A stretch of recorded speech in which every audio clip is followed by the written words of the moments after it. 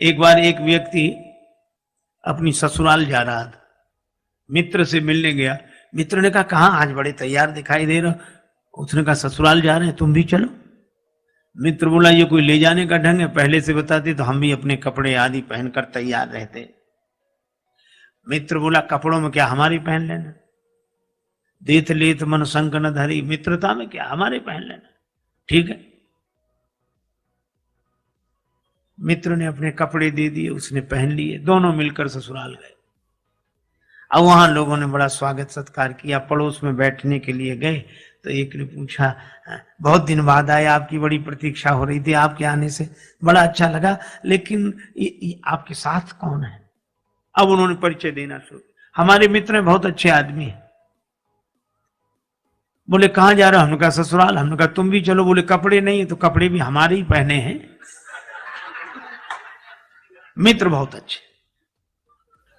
अब मित्र को बड़ा बुरा लगा। एकांत पाकर मित्र ने कहा कि मैं तो जा रहा हूं, तुम्हारे जैसा हमने आदमी नहीं देखा।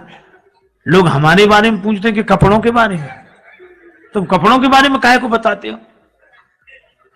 अरे बोला अब क्षमा करो, गलती हो गई, अब नहीं बोलूंगा। अब दूसरी जगह फिर बैठने गए, लोगों ने परिचय पूछा, कहने लगे हमारे बड़े अच्छे मित्र हैं, और हमने कहा ससुराल जा रहे हैं। एक ही कहने से हमारे साथ आ गए, और कहते कहते निकल गया कपड़े।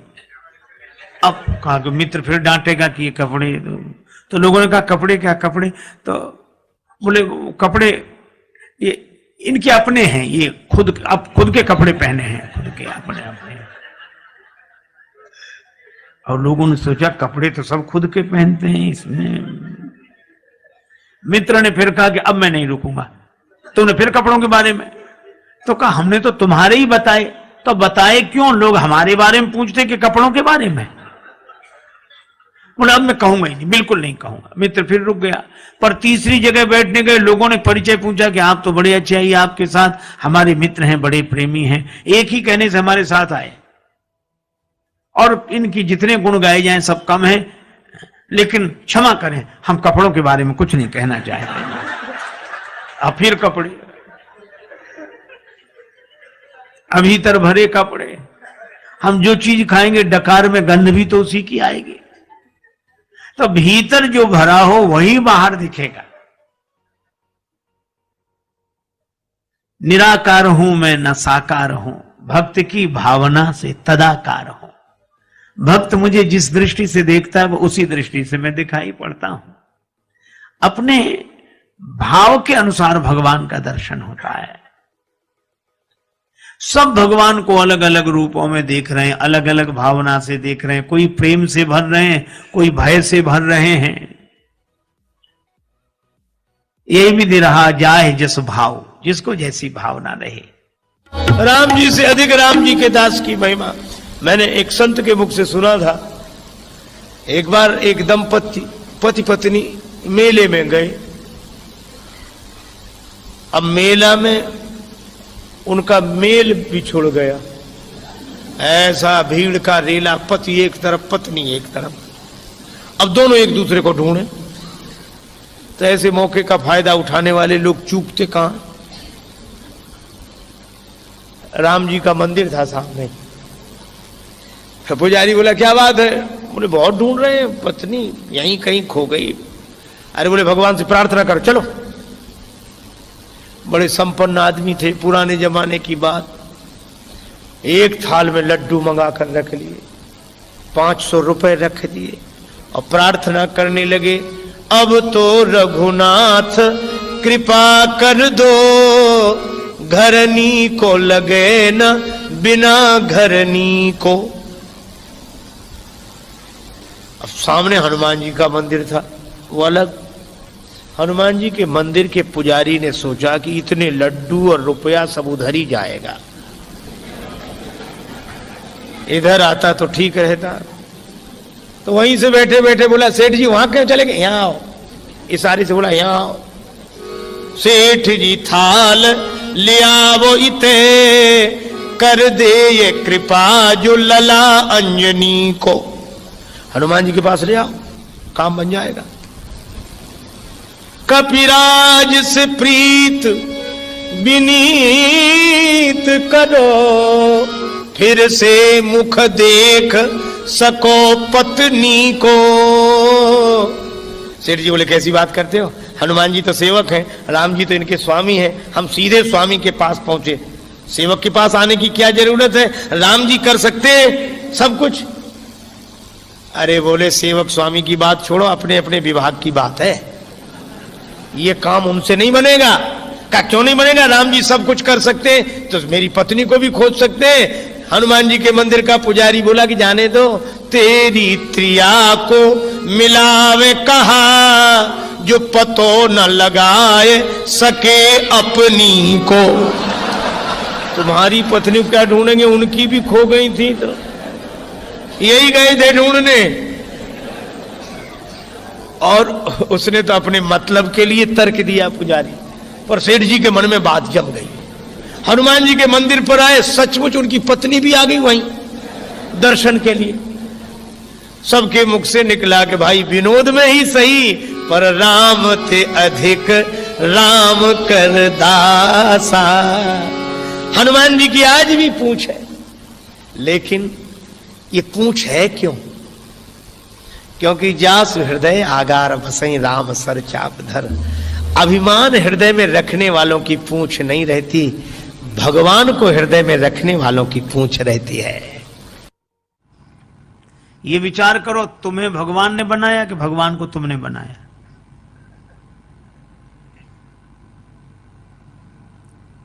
वो आदमी सोचने लगा कि हम तो भगवान की पूजा के लिए जा रही, कहां से तर्क करने वाला रास्ते में मिल गया ये। तो उसने कहा कि भैया तुम बताओ क्या करें हम तो मंदिर में दिया रखने जा रहे हैं, पूर्वजों से हमारे सब पितर यही करते आए हैं। तो वो क्या बोला, इतने दिनों से गलती चली आई तो क्या सही मान ली जाएगी? इसका अर्थ तुम भी गलत, तुम्हारी पीढ़ियां भी गलत। उस व्यक्ति ने कहा तो हम क्या करें ये बताओ। वो बोला विचार करो, ये दिए में ज्योति कहां से आई? अब है विचित्र बात की नहीं, अब दिए में ज्योति कहां से आई? उस व्यक्ति ने सोचा कि अगर हम कह दें कि माचिस की तीली से आई, तो ये पूछेगा कि तीली में कहां से आई। इस कहां का तो अंत ही नहीं है। उस व्यक्ति ने बड़ा अच्छा काम किया। जैसे ही उसने पूछा कि दिए में ज्योति कहां से आई, उसने फूंक मारकर दिया ही बुझा दिया। जैसे ही दिया बुझाया तो उस व्यक्ति ने कहा कि तुमने दिया क्यों बुझा दिया? तो यह व्यक्ति बोला कि अब तुम ही बताओ दिए की ज्योति कहां गई? कहां गई? उसने कहा इसका क्या अर्थ? तो इस व्यक्ति ने कहा कि जहां गई वहीं से आई थी। आई थी हम नहीं बता सकते, गई थी तुम नहीं बता सकते, काहे को बेकार विवाद में पड़ते हैं।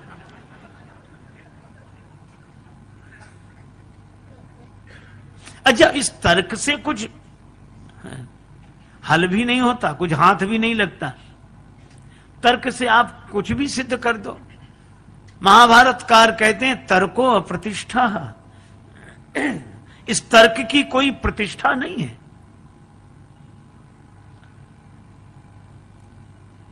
देखो, एक व्यक्ति पढ़कर आया, उसने बहुत विद्या अर्जित की थी,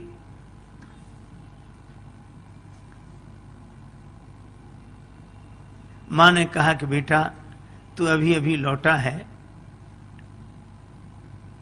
स्वल्पाहार कर ले, 2 लड्डू खा ले। बेटा बोला पहले मेरी विद्या का चमत्कार देखो जो मैंने पढ़ा है। मां बोली क्या चमत्कार? बेटा बोला असंभव को संभव सिद्ध कर दूं। मां बोली कैसे करेगा? जो है नहीं उसको कैसे सिद्ध करेगा? पिता भी पास आकर बैठ गया कि देखें इसकी विद्या। बेटा बोला कि लड्डू कितने रखे हैं? मां बोली 2। बेटा बोला 3। कहा कैसे? बोले अभी सिद्ध कर देता हूं। कहा गिनो। मां ने गिनना शुरू किया, 1 लड्डू में 1, दूसरे लड्डू पर उंगली रखी 2। बेटा बोला 2 और 1 3। अब मां इधर से भी गिने 1, बेटा कहे ठीक 2, बेटा तुरंत कहे 2 और 1 3। गणित का सिद्धांत। जहां 2 और 1 वहां 3 तो होते ही हैं। अब माँ ने कहा कि बेटा मैं सिद्ध भले ही ना कर पाऊं पर लड्डू तो 2 हैं। बेटा बोला सिद्ध करो तो मानो, लड्डू तो 3 हैं। उसका पिता बैठा था पास में, और पिता भी तो उसी का पिता था। उसने कहा कि बेटा तुम्हारी मां बिना पढ़ी लिखी है, समझती नहीं है, पर मुझे साफ साफ दिखाई देने लड्डू 3 है। तुमने जो सिद्ध किया बिल्कुल सही, लड्डू 3 है। अब एक काम करना। कहा क्या? कहा 1 लड्डू मैं खा लूंगा, दूसरा लड्डू तुम्हारी मां खा लेगी, और तीसरा तुम खा लेना।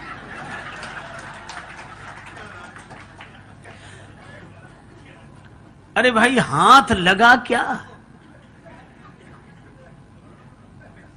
इश्क वाले कर गए तय मंजिलें, इश्क वाले कर गए तय मंजिलें, आकिलों के रास्ते दुश्वार थे।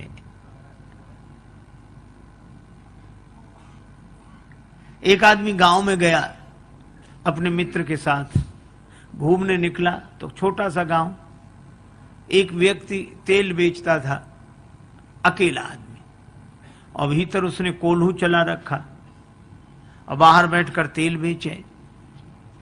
इस व्यक्ति ने देखा कि अकेला आदमी कैसे करता है, तो उसने कहा कि तुम ये बैल को हाँकते नहीं हो और कैसे बिना तुम्हारी चलाए चलता है? तो उस आदमी ने कहा कि बैल को मैं हाँक देता हूं और जब चलने लगता है तो बाहर आके बैठ जाता हूं, तो उसे पता नहीं लगता कि तुम पीछे हो। तेल बेचने वाले ने कहा हमने उसकी आंख पर पट्टी बांध रखी।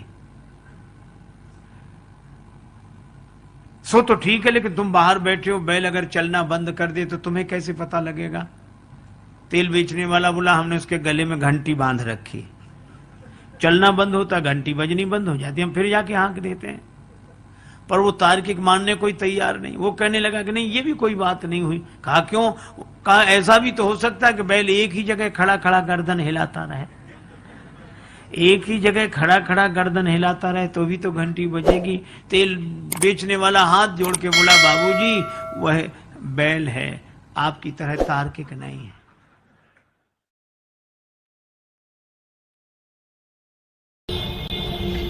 एक बार 2 बड़े संपन्न श्रीमंत सेठ बैठे थे, आपस में चर्चा हुई। एक बोला हमारा नौकर बड़ा मूर्ख है, दूसरा बोला हमारे नौकर से ज्यादा मूर्ख नहीं हो सकता। तो पहले वाला बोला नमूना देखोगे? हाँ। उसने अरे इधर आओ, बुलाया, 10 रुपए दिए, जाओ बाजार से टेलीविजन ले आओ 10 रुपए में। और वो 10 रुपए लेके चला गया टेलीविजन लेने। उसने अपने मित्र का देखा, इसका ये 10 रुपए में टेलीविजन लेने जा रहा। दूसरा बोला कि अब हमें अपने नौकर का नमूना दिखाने का अवसर दो। हाँ। उसने अपने नौकर को बोला इधर आओ। हाँ कहिए साहब। तुम ऐसा करो, ऑफिस तो तुमने देखा है? हाँ देखा है। ऑफिस में चले जाओ। हाँ तो वहां जाकर ये देखो कि हम वहां हैं कि नहीं। और दूसरा भी चला गया। मालिक दोनों हंस रहे थे कि कैसे मूर्ख है, लेकिन ये मूर्ख की पहचान जो अपने को मूर्ख समझे, जिससे अपनी मूर्खता ही समझ में ना आए, वो दोनों मिल गए वहां।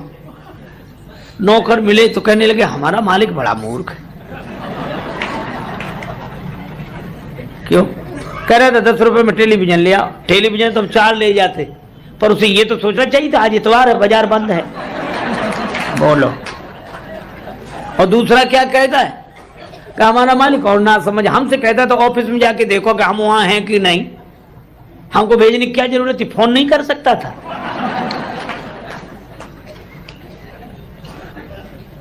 दोनों ही नहीं समझ रहे। एक गुरुजी ने एक चेला बनाया, तो चेला बनते ही वो बोला कि गुरुजी अब आप गुरु हम चेला, हमें कुछ सुनाओ। पहले शिष्य लोग कहते महाराज कुछ समझा दो, अब समझ सुनाओ।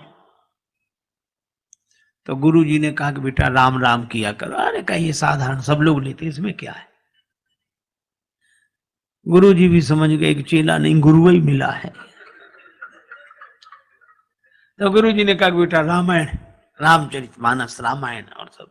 बोले ये भी साधारण चीज, सब लोग गाते हैं, रामायण में क्या है, ऊंचा सुनाओ, ऊंची बात। गुरुजी ने कहा फिर गीता, हाँ ये कुछ चलेगी। तो गुरुजी बोले महात्मा आज सुनाते हैं, गीता कल सुनाएंगे, महात्मा ही सुनाओ। तो गुरुजी ने वही श्लोक, सर्वोपनिषदो गावो दुग्धा गोपाल नंदना, और 12 सभी उपनिषद जो हैं सो गाय हैं, दोहने वाले भगवान श्री कृष्ण हैं, और यह गीता ज्ञान ही दुग्ध है, पान करने वाला बछड़ा अर्जुन है। और चेला कहे वाह महाराज, आ महाराज, क्या बात, क्या बात, वाह वाह वाह। सो गुरुजी 1 घंटे की जगह 1.5 घंटे बोलते रहे। बाद में गुरुजी ने कहा कि बेटा कुछ समझ में ना आया हो तो पूछ लो। बोला हमें समझना है, आप कम समझाते हो, हम ज्यादा समझते हैं। गुरुजी ने मन ही मन कहा कि हम ही नहीं समझ पाए पहले तुम्हें, लेकिन फिर भी कहा कि हम गुरुजी हैं तो कुछ तो पूछ लो, गुरु होने की कुछ। अच्छा तो और सब समझ में आया, एक एक अक्षर समझ में, एक जरा सी बात समझ में नहीं आई। गुरुजी बोले वो क्या? बोले आप बार बार कहते थे दुग्धा गोपाल नंदना, तो ये 2 गधा कौन थे? बोलो। सो गुरुजी ने माथा पीटा। चेला बोला बताया नहीं 2 गधा कौन थे? गुरुजी बोले एक हम और दूसरे तुम। एक गांव में रहता था एक कोई व्यक्ति, उसकी नाक कट गई, झगड़े में या किसी तरह कट गई। अब कौन वहां तक पता लगाने जाए, कट गई। अब बेचारा परेशान, एक तो नाक कट गई, गांव में जहां से भी निकले सभी लोग कहते नकटे भैया आ रहे, कोई कहता नकटे ताऊ, कोई नकटे चाचा, कोई राम राम भी करता तो कहता नकटे चाचा राम राम। उस बेचारे को बड़ा बुरा लगे, लेकिन करे क्या, नाक को छिपावे भी तो कैसे?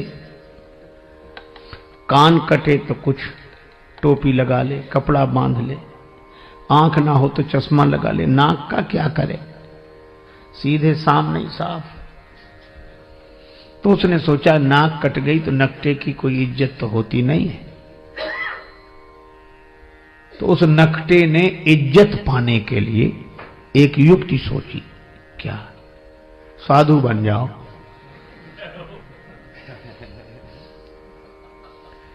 ताकि हमारी कटी हुई नाक पर ध्यान न जाए।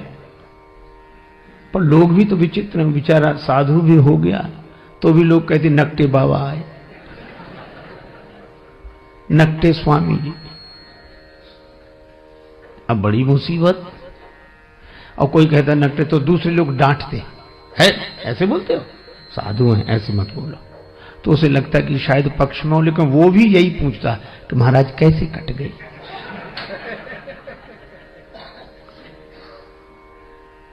अब उसको लगा कि इस क्या करें, तो एक कुटिल योजना उसने मन में बनाई।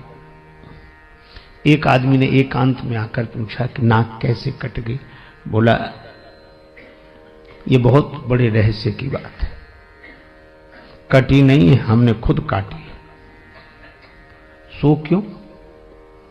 एक दिन भगवान ने कहा स्वप्न में, तू मुझे चाहता है, मेरा भक्त है, तो मेरे लिए क्या कर सकता है तो मैं तुझे प्राप्त हो जाऊं। मैंने स्वप्न में कहा आप जो कहें, सिर काट कर रख दो। भगवान ने कहा सिर नहीं, केवल नाक काट ले, मैं दर्शन दूंगा और सदा तुम्हारे सामने रहूंगा। तो जब से नाक कटी है, काट दी मैंने, भगवान प्रकट हो गए और देखो ये दिख रहे हैं सामने, दर्शन हो रहा। हा जय हो प्रभु, ये भगवान दिख रहे हैं, हमेशा रहते हैं, हमको खूब दिखते हैं। और भगवान ने एक बात और कही थी कि तुम जिसकी काट दोगे उसे भी दिखेंगे।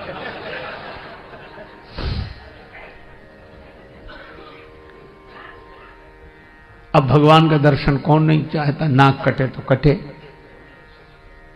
बोले लोग भले ही कुछ समझे, नाक कटे तो भगवान मिल रहे। तो कहा एक बात है, क्या? हमको भी मिलेंगे भगवान? हाँ मिलेंगे। तो काय को नाक कटवाता? बोले नहीं, नाक जाए तो जाए, दर्शन तो हो। तो कही आ जाओ सवेरे। गया, उसकी भी काटी। अब कहीं भगवान ऐसे मिलते हैं? उसकी नाक कटी, उसने कहा कि हमें तो नहीं दिख रहे हैं कहीं। बोला हमें भी नहीं दिखते। कहा फिर ये हमारी काय काट दी? कहा कि हम अकेले परेशान थे, सब दो हो गए। अब उस बेचारे को मिला कुछ नहीं था उस नकटे के पास, और नकटों के पास किसी को कुछ मिलता भी नहीं है, लेकिन चूंकि अपनी नाक कट गई तो मजबूरी थी। अब वही हल्ला मचाने लगा, हाँ भगवान दिख रहे हैं, ये दिख रहे हैं, प्रत्यक्ष दिख रहे हैं, सामने दिख रहे हैं। अब पहले तो एक कहता था, हाँ, अब दो कहने लगे। बोलो, प्रचार इतना हावी हो जाता है कि प्रचार इतना प्रभावपूर्ण ढंग से जीवन में अपना प्रभाव डालता है कि प्रचार के चक्कर में आदमी विचार करना ही भूल जाता है। विचार बेचारा जैसी कौंधता है वैसी प्रचार। कोई कहता है अरे क्या बात करते हो, अगर कुछ नहीं होता तो इतना होता। तो आदमी फिर चुप रह जाए। अब दो कहने लगे, ये दिख रहे हैं भगवान, ये दिख रहे हैं। दो में से किसी को नहीं दिख रहे थे, पर चूंकि नाक कटी थी तो मजबूरी में कहना कि दिख रहे हैं। तो तीसरे ने भी कटवा लिया, अब 3 हो गए। अरे 3 क्या, उन्होंने 300 कर दिए, धीरे धीरे 3000 हो गए, इतने नाक कटी। अब जब भीड़ हो गई तो आदमी को विश्वास करना मजबूरी थी कि मिले होंगे भगवान, इतने लोग नाक कटाते। नकटों का समूह चल पड़ा, भीड़ की भीड़ नकटों की। किसी को कुछ नहीं मिला, सब हल्ला मचा रहे, झूम रहे ना, ये मिल गए, ये मिल गए। वो तो एक साहसी आदमी आया, उसने कहा हमारी कटी सुकटी औरों की तो बचा लें। तब उसने हिम्मत करके कहा कि यहां कुछ नहीं है, यही है। भीड़ के साथ एक ही शब्द है, भाड़। भीड़ भाड़, भीड़ अक्सर आदमी को भाड़ में ही ले जाती है।